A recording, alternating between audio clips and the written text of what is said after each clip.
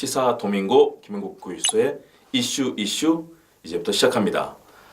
우리 정치 현상에 대해서 분석하고 또 그 본질은 무엇인지 탐색함으로써 그 답을 드리려고 하는 그런 노력들이 사회 곳곳에서 펼쳐지고 있습니다. 시사 도민고 김은국 교수의 이슈 특히 정치 나침반 시간을 통해서 여러분들께 정치와 관련된 이야기들을 함께 나눠보도록 하겠습니다. 자, 오늘의 주제 살펴볼까요? 오늘의 주제는 망언과 진실이라는 그런 주제로 여러분과 함께 고민해 보겠습니다. 자, 망언은 뭘까요? 망언을 사전에서 여러분 찾아보시면요, 이치에 맞지 않게 허황되게 하는 말이라는 것으로 풀이가 됩니다. 주로 역사나 사건의 진실을 왜곡하거나 또는 거짓된 말로 국민을 현혹하는 것, 그리고 특히 진실을 왜곡하는 그런 상황에 대해서 우리가 흔히 망언이라고 부릅니다. 일본 정치인들이 우리 독도 영토나 과거사에 대해서 왜곡하는 것들, 또는 군사 독재에 부역하면서 우리 민주주의를 굉장히 어렵게 만들었던 사람들이 이에 대해서 자신들을 합리화하는 것, 이런 것들이 대부분의 역사적으로 진행이 됐던 망언입니다. 자, 우리가 이런 망언들을 살펴보는 것은 왜일까요? 최근에 너무나 많은 가짜 뉴스들이 범람하고 있기 때문입니다. 국민들에게 진실과 또 사실을 알려주는 것이 아니라 가짜 뉴스로 진실을 왜곡하는 일들이 많습니다. 자, 정치 왜 이런 문제가 될까요? 바로 정치의 목적과 다른 일들이 벌어지고 있기 때문에 그런 망언들이 국민들에게 실망감을 주고 있습니다. 자, 정치에 대해서 인도의 대정치가인 네루가 그렇게 말했습니다. 정치는 백성의 눈물을 닦아주는 것이다 라고 얘기를 합니다. 그리고 동양의 대성현 공자는 정치의 으뜸과는 요체는 국민의 신망을 얻는 것이다, 이런 얘기를 합니다. 다시 말해서 정치는 진실되고 바른 것, 거짓말이나 또는 사악한 것으로부터 멀어져서 진실된 것을 말함으로써 어렵게 또 힘들게 세상을 살아가는 백성들의 눈물을 닦아주고 그들에게 행복을 주는 것, 이것이 정치를 한다는 것이 그동안에 맹자, 공자 또 여러 대성현들이 했던 말씀이죠. 바로 그것이 이 시대가 요구하는 정치인들이 해야 될 일일 것입니다. 그렇기 때문에 거짓말이나 또는 사악한 말 또는 망언, 이런 데서 벗어나서 진실로 역사적 사실에 부합되고 또 지금의 민주주의 정치의 원리에 맞는 그런 정치를 하는 것이 이 시대 정치인들의 덕목이고 또 반드시 해야 될 그런 의무이기도 할 것입니다. 자, 지금 살펴볼 중요한 바로 현실의 이슈는 5.18 망언, 또 반민특위 망언 등을 둘러싼 정치권의 여러 가지 이야기들입니다. 자, 5.18 여러분 민주화 운동 들어보시면 5.18 민주화 운동은 어떤 성격을 띠고 있는 것일까요? 어떤 사안일까요? 지금 젊은 청년들은 경험을 직접 하지는 못하셨지만 그러나 그 아픈 역사는 우리 대한민국 그동안에 아팠던 그런 과거사를 통해서 쭉 드러나 있습니다. 5.18 광주 민주화 운동은 1980년 5월 18일부터 27일까지 광주와 전남 지역에서 우리 군이 특히 쿠데타로 집권했던 신군부가 우리 군을 왜곡하고 시민들을 향해서 발포했던, 그래서 수백 명의 사망자가 발생하고 많은 그런 희생자가 발생했던 그런 참혹했던 역사적 사안입니다. 그러나 5.18 광주 민주화 운동으로 인해서 우리나라 민주주의는 당시 신군부의 억압으로부터 새로운 민주주의 역사를 써나가는 중요한 역사적 장면을 만들었습니다. 그리고 특히 이것은 한국 현대사 중에서도 집권 세력에게 대항했던 최초의 무장 항쟁이었다, 그런 역사적 의미를 갖고 있고요. 또 이렇게 진행됐던 5.18 민주화 운동이 6월 민중항쟁으로 연계되면서 대한민국 민주화 운동은 큰 물줄기를 타게 되는 그런 흐름을 갖고 있습니다. 그렇기 때문에 우리 역사에서 정말 중요한 그런 과정을 갖고 있습니다. 그런데 지난달 가장 큰 이슈가 발생했습니다. 자유한국당의 김진태, 이종명 의원이 공동 주최했던 5.18 진상규명 대국민 공청회에서 바로 사달이 난 것입니다. 당시 이종명 의원이 했던 말을 돌아보면 이렇습니다. 정치적이고 이념적으로 이용하는 세력에 의해서 폭동이 민주화 운동으로 변질이 됐다. 5.18 폭동이 일어난 지 40년이 됐는데 다시 뒤집을 때가 된 것 아니냐, 이렇게 주장을 했습니다. 5.18 민주화 운동은 우리 법에 의해서 그리고 모든 법률적 판단에 의해서 이미 판단이 나 있습니다. 그런 사안에 대해서 폭동이 일어났다, 그리고 또 이것을 북한군에 의해서 사주됐다는 그런 이야기를 했습니다. 또 자유한국당의 최고위원이 된 김술래 의원은 또 이런 얘기를 했습니다.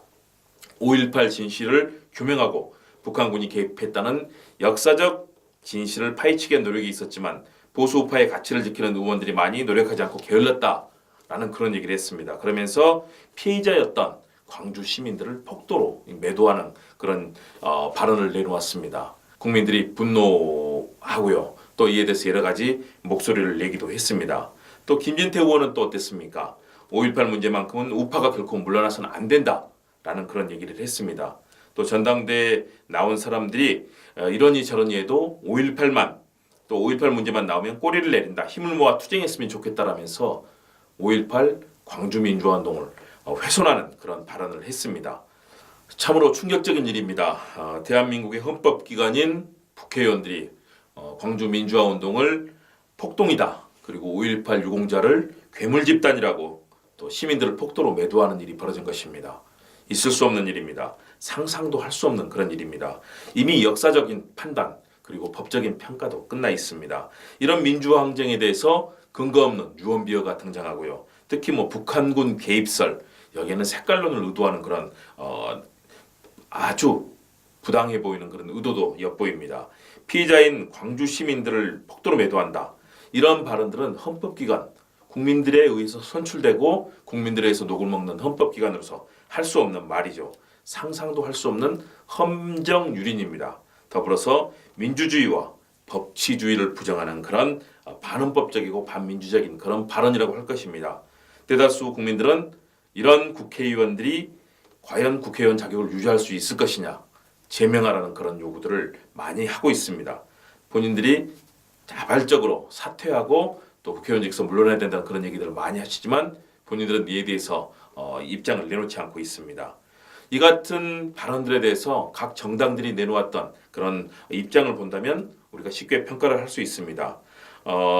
이 같은 발언에 대해서 각 정당들은 이미 비판 성명을 냈고요. 국회 윤리특위에도 이들에 대한 제명을 요구하고 있습니다. 이에 따르면 이들은 국회의원의 품위를 심각하게 손상하고 또 국회의 명예와 권위를 실추시켰다. 또 민주주의를 위해 헌신한 국민을 모욕했다라는 비판을 내놓았습니다.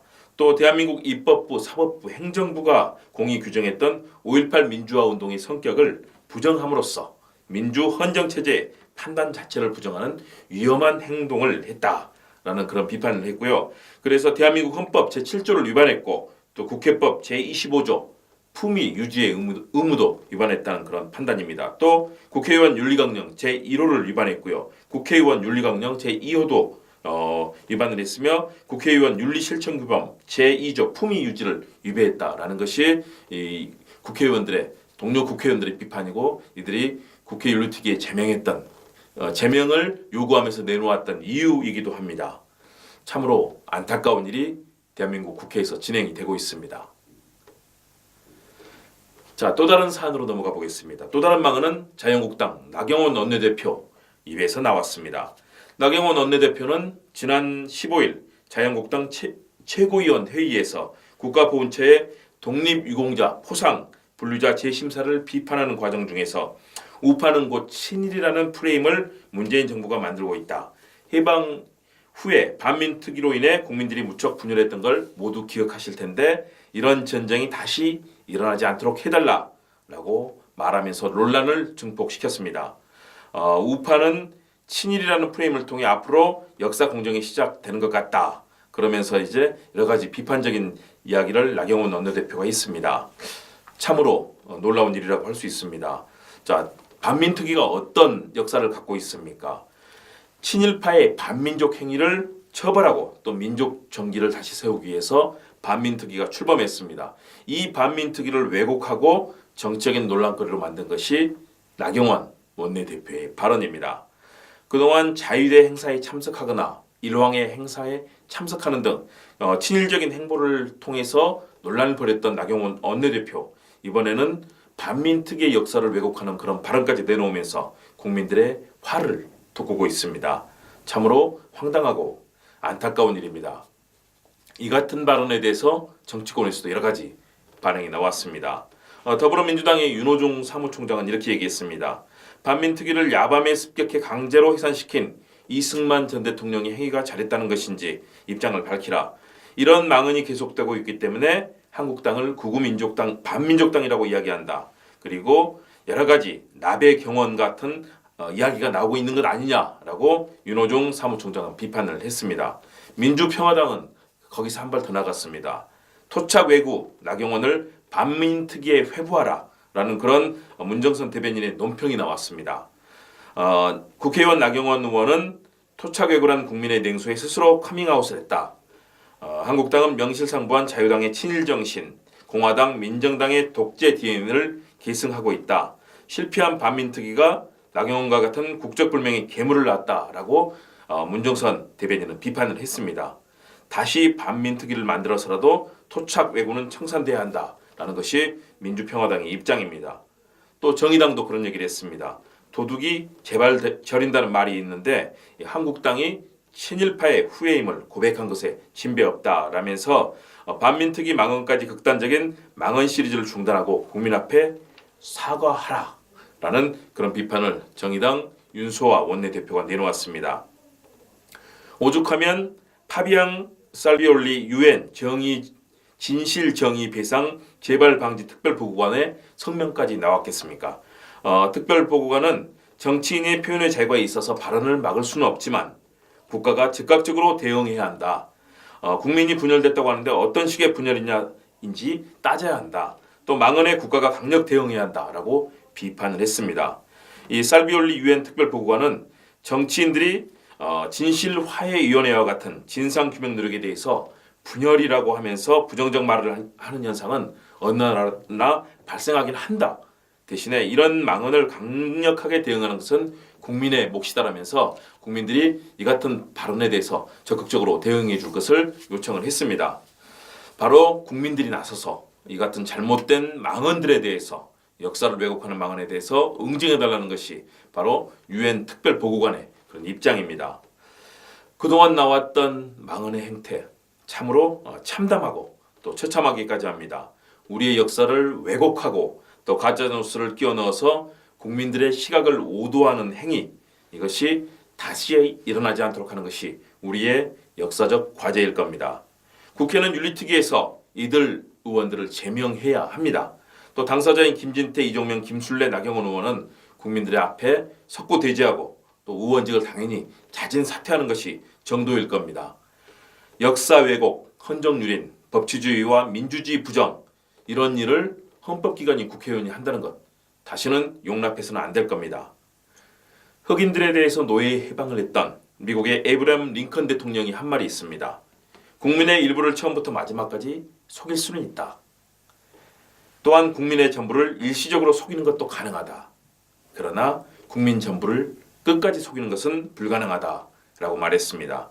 사례에 맞지 않고 황당한 주장, 또 거짓말과 역사 왜곡을 마치 사실인 것처럼 자신들의 정략적 주장을 지지층에게 호소하며 진실을 부정하는 이들이 국회의원이라는 것, 믿을 수 없는 일 아니겠습니까?